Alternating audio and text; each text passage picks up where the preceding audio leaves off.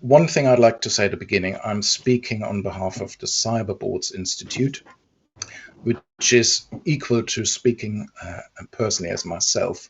I can't speak for any of the organization you very kindly introduced me earlier on. However, I do sit on various boards. I am a non-executive director, and I'm also on the COO operational side at the moment.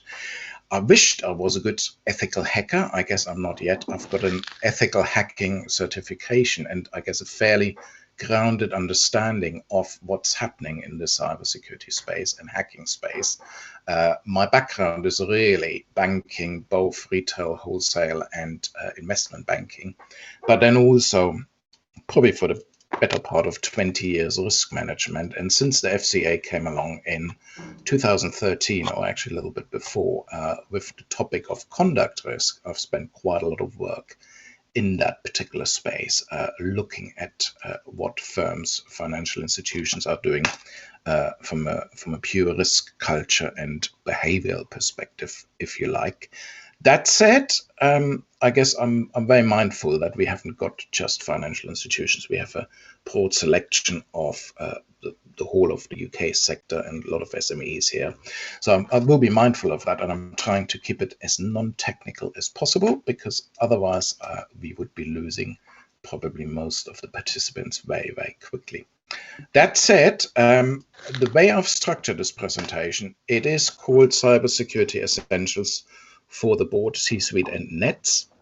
It is also aimed at giving you a set of tools and references, particularly if you're board members or at that level, that you can take away and apply within your organization. And one of the big tools that's out there, particularly with focus on the UK, is the NCSC's board toolkit on cybersecurity, and I will cover some of that at a higher level during the presentation. And then we've got Victoria and the colleagues from the NCSC also who can go a little bit more into detail.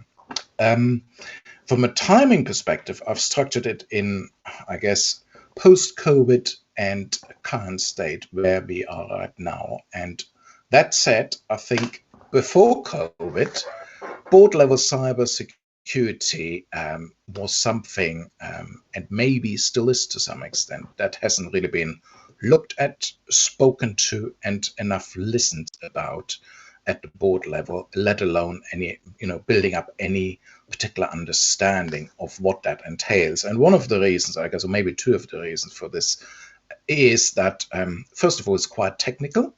The cybersecurity guys and the IT guys, as well as the CISOs in the past, haven't done themselves much favors, because they kind of did what happened during the financial crisis in some of the opaque asset classes. They were trying to be as opaque and as, smoke screens as possible, which doesn't help and doesn't aid any informed conversation, let alone any informed decision making at that particular level.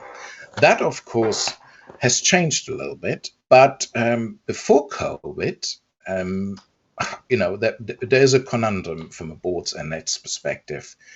Yes, an organization, mostly, unless it's an NGO or not-for-profit, has to make some money. Okay, so the bottom line is paramount, and equally, cyber attacks pose threats to that bottom line by impacting businesses from all sorts of angles. So whether that's business downtime, whether that's reputational risk, loss of intellectual property, loss of data information. It could be a critical infrastructure issue if it's a utility company, for instance.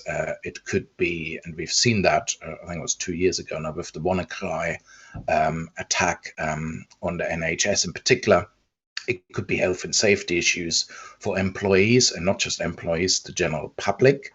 Of course, you need to keep in mind stakeholder data and relationships. So just because your technology or your environment or utility is going down because of cyber attack, you would have some contractual obligations to customers, to suppliers, to third parties, and they may even instigate then, some sort of fines against you. Again, here there's the regulatory fines in the past weren't that great, but they will increase over time, and it's getting much more expensive having a cyber attack. Simply put, it's about survival. And usually when I talk to CEOs, board level members, I try to remind them what their two key strategic objectives should be, organizational strategic objectives. And the first one that comes to mind is survival. You want to have a going concern of your organization, and it doesn't make any difference whether that's a commercial organization or whether it's a not-for-profit or NGO or a university, academic institution or whatever. It's about continuity, and cyber attacks do threaten that continuity. And the second key strategic objective is also survival, but with a long-term sustainable, and depending whether you are a corporation, I would argue it's typically the bottom line, it's profit.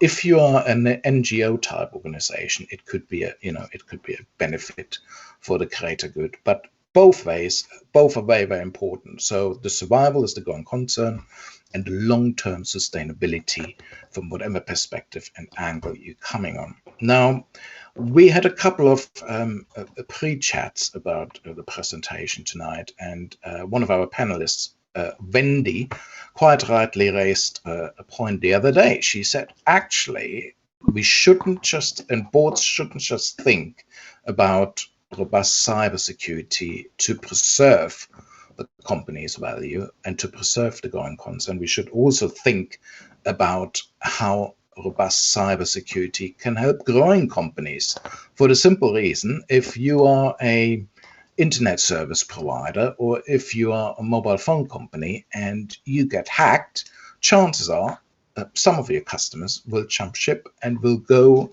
to the companies that are, or your competitors who are perceived to be much more resilient to cyber attacks. And hence, it shouldn't just be seen as a pure cost center. It should actually be also seen as an active tool to grow companies' values. Now, you're up against some challenges here, because cyber criminals are among the quickest adopters of new technologies. It's pretty cheap getting a laptop. It's very, very simple these days to download yourself Kali Linux, for instance. Microsoft, in a way, opened this up further a few months ago, because you now can install Kali Linux. And Kali Linux, I don't know who of you is familiar with that. It used to be called Backtrack, but essentially what it is, it's a full stack built operating system that allows you to do hacking. It's a toolkit of actual hacking tools that you can install on your machine. You can run them against a website. You can find all sorts of information, and that's kind of what I do. I do open security intelligence. There's a lot of information out there that's very easily, freely available, not protected, and Kali Linux allows you to do that. Microsoft opened up their own operating system, and you can install this now within a Microsoft machine very, very easily. It takes 20 minutes or so, and off you go if you know what you're doing, and you can start hacking. Right? I'm not recommending this, but it's possible. So what you're doing is you're dealing with this cybersecurity risk both as a strategic and imperative challenge for your company. The rub is, of course, that risk is inherently technological. And the other problem is, of course, I think it was also Wendy or Liz might have been who pointed this out the other day, not doing anything is actually not an option, because it also means you're doing something. And as a board member, you're responsible for governance, oversight, strategy, talent, and so on. And it means you also have to worry about the cybersecurity angle. The problem is, of course, this can't be easily addressed without specialist expertise, and even at the board level. Now, in the past, that wasn't a particular issue because that expertise wasn't really needed that much. The problem is it's in short supply now in the present. So this was pre-COVID. Let's move into the COVID environment, and let me show you what a typical work week in my working from home office looks like. This is from last week, a couple of weeks ago. Oops.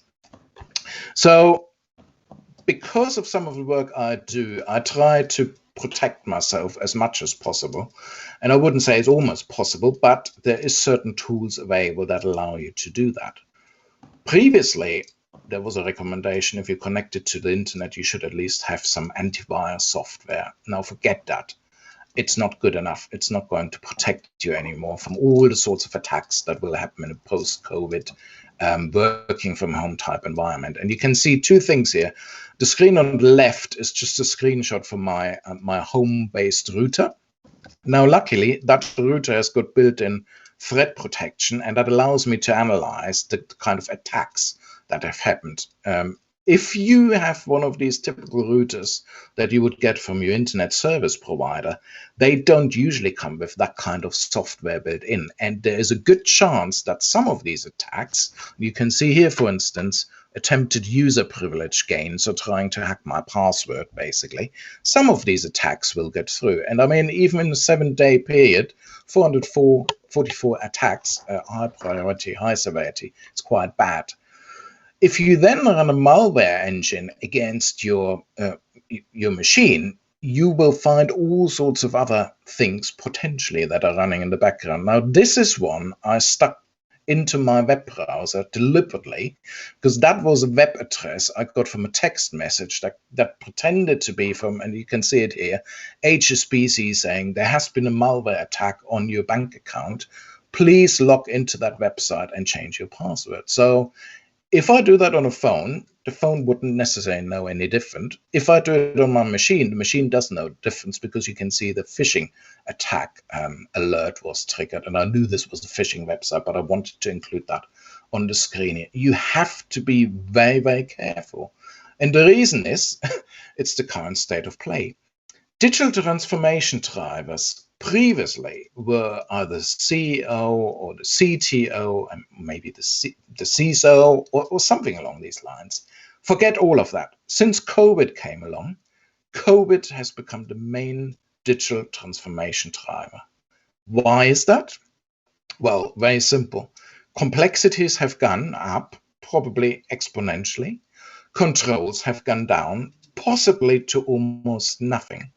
Now, if you think about how would you, as a CEO of an organization with 100, 200, 500,000, maybe 10,000 employees, control these employees? Previously, you let them in the building, you've got access controls, you can make sure they are there, they've been recorded for, they're using work-based machines in a controlled environment, particularly if you're working within a bank or within a trading floor environment or anything along these lines.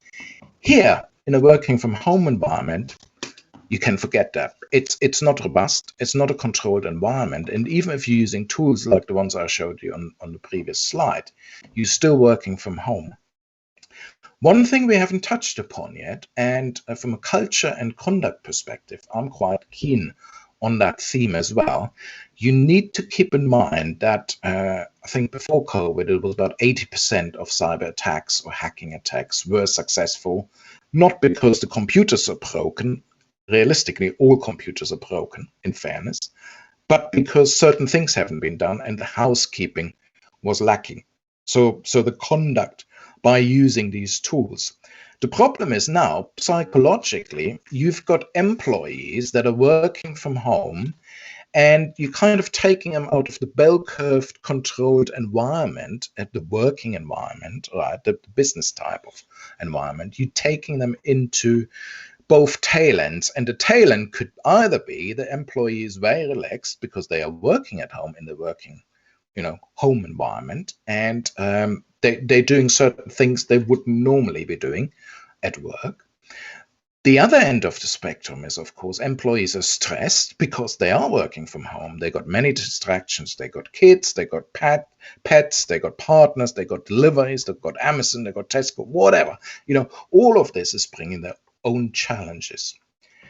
On top of all of that, the risks that suddenly, were there are visible, and they're becoming visible everywhere. You got supply chain issues, you've got reputation issues, got issues around data, cash flows, employees, well-being, the whole mental health issue, regulation and government. There's a lot of talk at the moment about digital currencies, and because of COVID, a lot of shops aren't even necessarily accepting cash anymore. So there's a big drive into digital currencies. I'm not talking about Bitcoin, I'm just talking about using apps, open banking, PSD2 and so on. But that also means because more people are online all the time, and because more people are using online facilities to shift money around, the cyber criminals are not going to wait for you. They're trying to catch up with you, and they have got the resources, and they have got the technology and the skills, and they're also working from home. So it's a sort of catch-22 situation. So the problem is, or what has become obvious to some extent, is that cyber risk in many ways is now equivalent to COVID-19 spreading around the globe.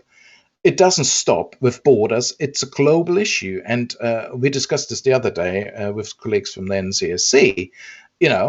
People have got teenagers sitting at home. My son's just come back to school last week, and many other kids have. But they were at home for 6 months or longer. They do surprisingly get eventually bored with playing Fortnite and Minecraft, and might be ending up downloading Kali Linux and trying to hack HSBC or Lloyd's or anything they can come up with.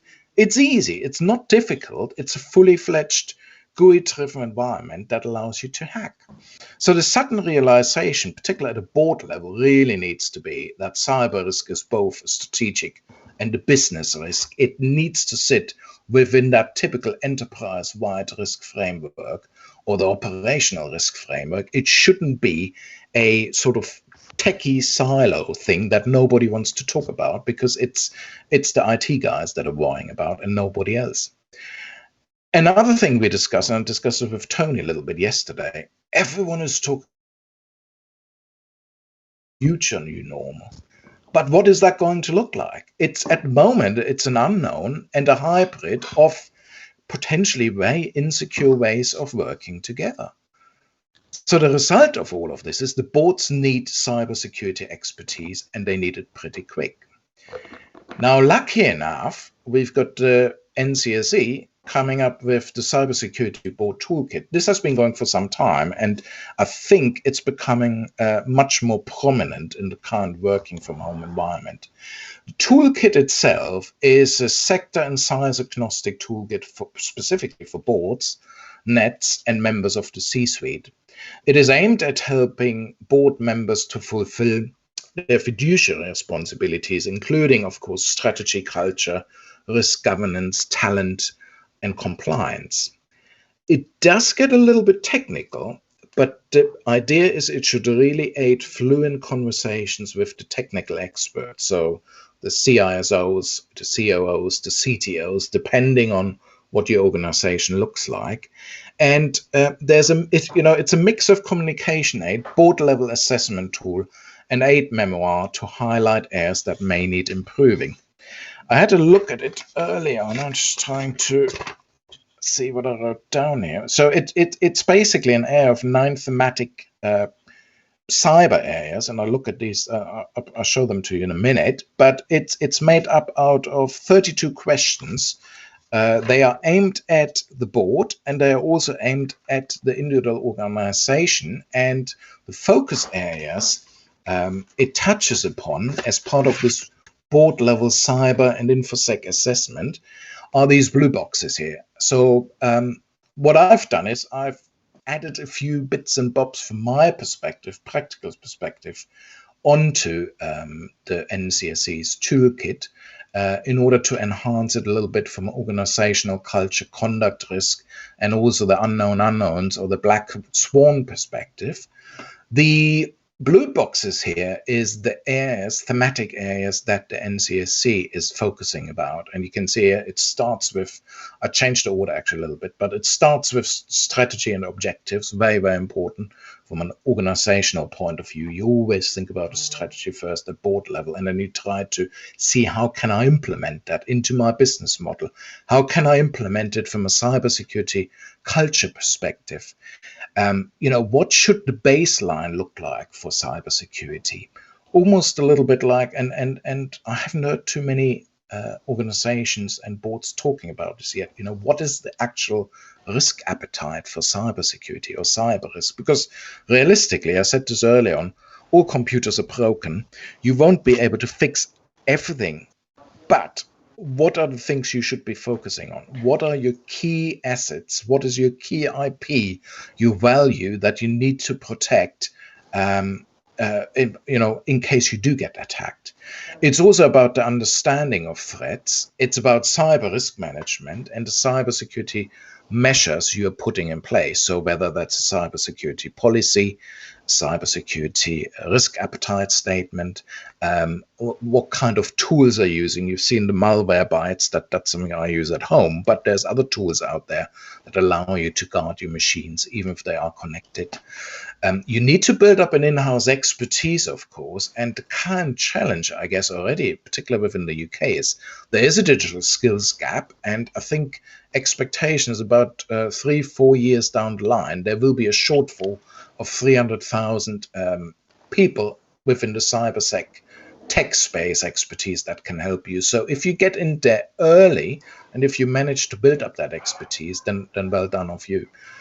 Obviously, you need to be ready, because you could be attacked at any time right now, and you wouldn't necessarily know immediately. But once you know, what are you going to do about it? And also, third-party collaborations are very, very important.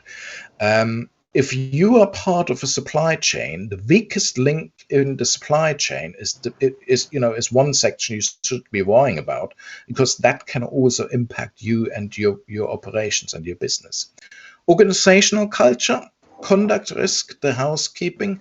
I always keep saying, from a conduct risk perspective, as an employee, as an employer, as a board member, as a NED, what is your body of staff going to do when the lights go out? Okay, how are they going to respond? Have you managed to embed that culture with these individuals so they're doing the right thing?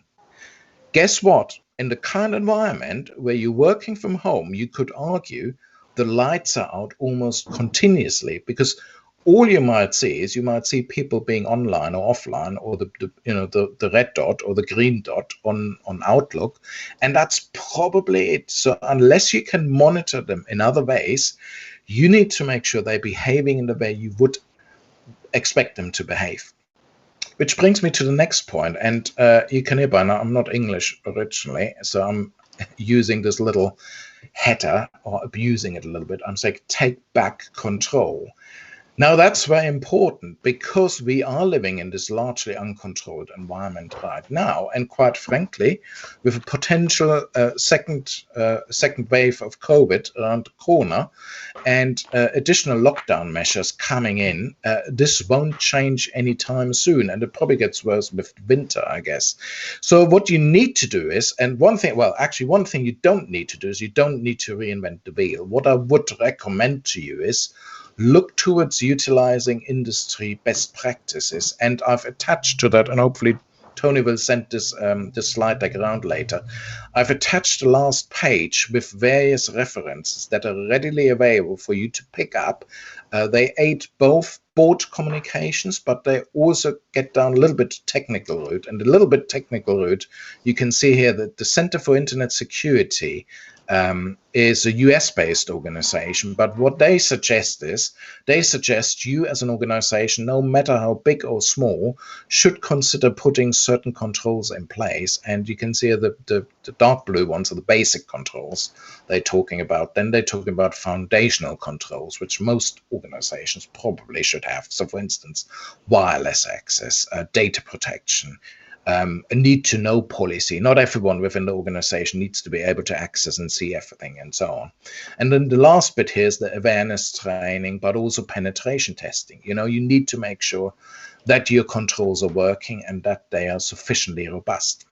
Finally, very important, and that's why I'm so grateful for Tony for setting this up, and also I can't see how many people on this call, but for this large attendance, it's very, very important that you network and talk to your peers, and use the C-suite net networks that are out there, such as Transpire UK, to exchange intel and, ask your peers what are they doing in that space. It's easier often from a board to board communications perspective, even across other organizations, to understand what they're doing, because they're all asking the same questions. It's a big topic, as you can see. If you just look at the controls there and the areas that are being covered, nobody knows everything, and there's nothing wrong with saying, actually, I don't know, I need some help, can you help me please? And with that, I'd like to thank you, and I will actually, I won't hand over, just go to the next slide and hand over to Victoria and the colleagues from the NCSC. And I go mute. Thank you, Marcus. Hi, everyone.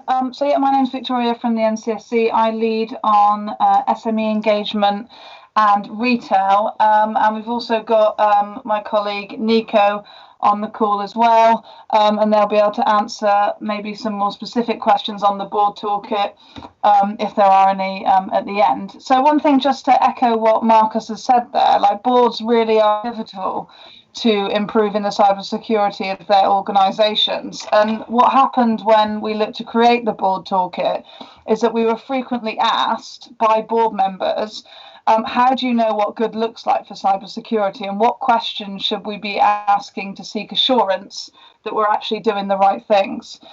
So like he said, this document really brings together relevant cybersecurity guidance from across the NCSC, and various resources aimed at board members. And like you said, just tries to get people to be a little bit technical by suggesting a list of key questions that you can ask, and encourage those essential discussions about cybersecurity, so that the board, and whether it be CISOs, technical experts, can really start to facilitate that conversation. What I wanted to do that I thought might be relevant is explain to you a case study of an attack that happened to a small and a small business in the UK, and how really some of the advice and guidance that signposted in the board toolkit could actually be used, and could have either prevented this attack from happening in the first place, or maybe just provoked a slightly better response. Now, this case study is a bit of a positive one, though, because they actually did have some protection in place, which put them in a good position to respond quicker than other businesses that didn't have protections in place. So just to set the scene, really, so as many of you may or may not know, a lot of companies, notably small businesses, outsource their IT, or they pay for lots of help from outside contractors. So these contractors could live in another part of town, they could live elsewhere in the country, or even the other side of the world. And in order to let those remote admins look after your Windows networks, the most widely used tool is Microsoft's RDP, which stands for Remote Desktop Protocol.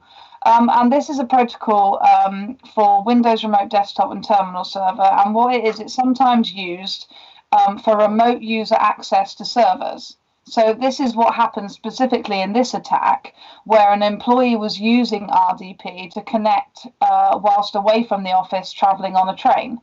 And it was picked up by an attacker when they were scanning for RDP.